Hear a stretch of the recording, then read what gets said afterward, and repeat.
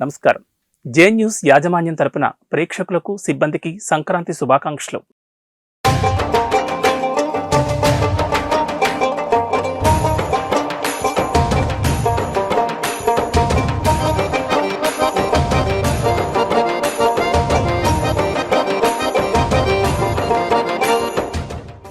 ముత్యాల ముగ్గులు, హరిదాసు కీర్తనలు, డూడు బసవన్నలు, తెలుగు లోకిళ్లలో సంక్రాంతి శోభ మొదలైంది. భోగి మంటలతో మొదలైన సంబరాలు ముక్కనుమతో ముగుస్తాయి. మొదటి రోజు భోగి, రెండవ రోజు సంక్రాంతి, మూడవ రోజు కనుమ, నాలుగవ రోజు ముక్కనుమ. ఇలా ఈ పండగని 4 రోజుల పాటు జరుపుకుంటారు. ఈ 4 రోజులకు రోజుకో ప్రత్యేకత ఉంటుంది.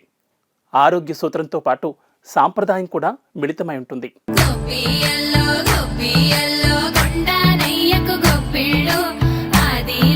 భోగి పండుగతో సంక్రాంతి సంబరాలు మొదలవుతాయి. సూర్యోదయం కంటే ముందే నిద్రలేచి గజగజ వణికే చలిలో భోగి మంటలను వేస్తారు. ఆ మంటల్లో పాత వస్తువుల్ని వేయడం అనాదిగా వస్తున్న ఆచారం. ఉన్న కీడంతా తొలగిపోయి మంచి రోజులు రావాలని, అందరికీ మంచి జరగాలన్న ఉద్దేశంతో భోగి మంటలను వేస్తారు. ఇంట్లో చిన్నపిల్లలు ఉంటే వారికి భోగి పండ్లు పోస్తారు. భోగి పండ్లు అంటే రేగు పండ్లు, పూల రేకులు, చిల్లర నాణేలు, చెరుకు ముక్కలు కలిపి పిల్లల తలపై పోసి అక్షింతలు వేసి ఆశీర్వదిస్తారు. రేగి పళ్లను పిల్లల తల మీద పోయడం వల్ల శ్రీమన్నారాయణుడి దివ్య ఆశీస్సులు లభిస్తాయని భావిస్తారు. ఇలా చేయడానికి ఓ కారణం ఉంది. పురాణాల ప్రకారం భోగి పండుగ రోజునే బదిరా వనంలోని శ్రీహరిని పసిబాలుడిగా మార్చి దేవతలందరూ రేగుపళ్లతో అభిషేకం చేశారట. అప్పటి నుంచి చిన్నపిల్లలకు ఇలా పూలు, భోగి పళ్ళు పోస్తారు. దీనివల్ల వారు ఆరోగ్యంగా ఉంటారని చాలా మంది నమ్ముతారు.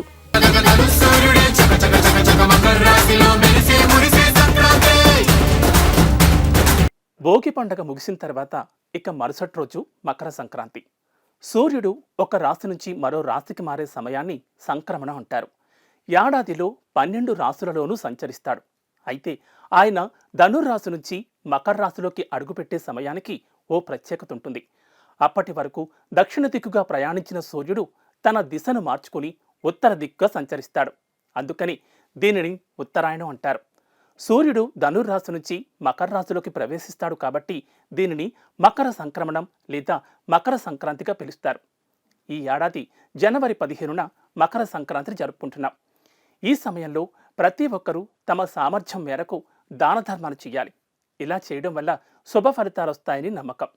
కొత్తగా పెళ్లి చేసుకున్న వారు బొమ్మల నోము, సావిత్రి గౌరీ వ్రతం చేస్తారు. మరికొందరు మకర సంక్రాంతి రోజున తమ పూర్వీకుల ఆత్మశాంతి కోసం తమ సామర్థ్యం కొద్దీ దాన ధర్మాలు చేస్తారు.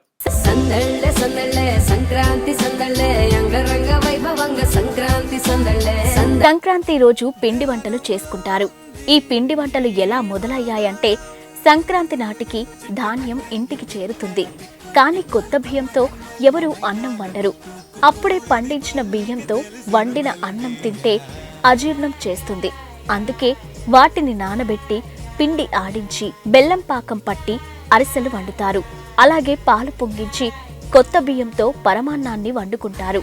ఇలా కొత్త బియ్యంతో తయారు చేసిన వంటకాలు తినడం వల్ల అజీర్ణం కూడా చేయదు. అలాగే కొత్త బియ్యంతో వండిన పిండి వంటలను భగవంతుడికి నైవేద్యంగా అర్పించడం వల్ల పంట సక్రమంగా చేతికి అందినందుకు ఆ దేవుడికి కృతజ్ఞత తెలుపుకుంటారు. రైతులు మకర సంక్రాంతి రోజు చాలా మంది సముద్ర నది స్నానం చేస్తారు. మకర సంక్రాంతి రోజునే భగీరథుడు తన తపస్సుతో ఆకాశం నుంచి గంగమ్మను భూమిపైకి తీసుకొస్తాడు. గంగమ్మ భూమిపైకి అడుగుపెట్టిన ఈ పవిత్రమైన రోజున గంగా నదిలో లేదా ప్రవహించే నీటిలో స్నానం చేస్తే పుణ్యఫలాలు పొందుతారని విశ్వాసం. తమ పూర్వీకులకు తర్పణం సమర్పించేందుకు భగీరథ మహర్షి గంగమ్మను భూమిపైకి ఆహ్వానిస్తాడు. తన ప్రతిపాదనను అంగీకరించి మకర సంక్రాంతి రోజునాడు భూమిపైకి వస్తుంది గంగాదేవి. అందుకే ఈ రోజున మకర సంక్రాంతి పండుగను జరుపుకుంటారు.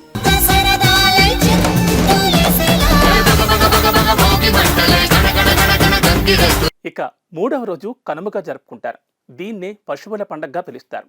ఆ రోజు గోవులకు పసుపు కుంకుమలు పెట్టి పూజిస్తారు. వాటికిష్టమైన ఆహారాన్ని పెడతారు.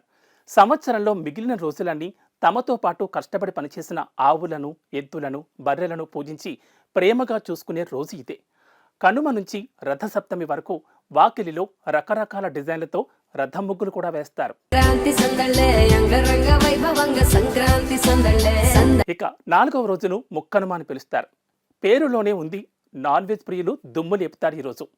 చికెన్, మటన్, చేపలు ఇలా ఏది నచ్చితే అది కుమ్మేస్తారు. కుటుంబం, బంధుమిత్రులతో కలిసి తిని ఆనందిస్తారు. పండగలోని మొదటి 3 రోజులు శాకాహారం తింటారు. దీని వెనుక కూడా ఒక శాస్త్రీయమైన సాంప్రదాయం ఉంది. ప్రకృతిలోని మార్పు వలన శరీరంలో కూడా మార్పులు జరుగుతాయి.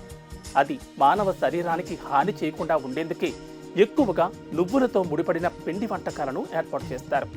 ఇలా 4 రోజుల సంబరమే సంక్రాంతి. ఇక ఆటలు, పాటలు అది వేరే లెవెల్లో ఉంటాయి.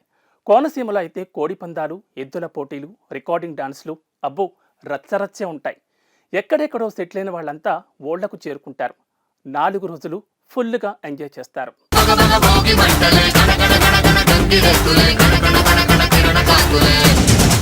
ఇది ఇవాల్టి సంక్రాంతి స్పెషల్ స్టోరీ. మరో ఎపిసోడ్తో మళ్ళీ కలుద్దాం. నమస్తే. సందళ్ళే సందళ్ళే సంక్రాంతి సందళ్ళే అంగరంగ వైభవంగ సంక్రాంతి.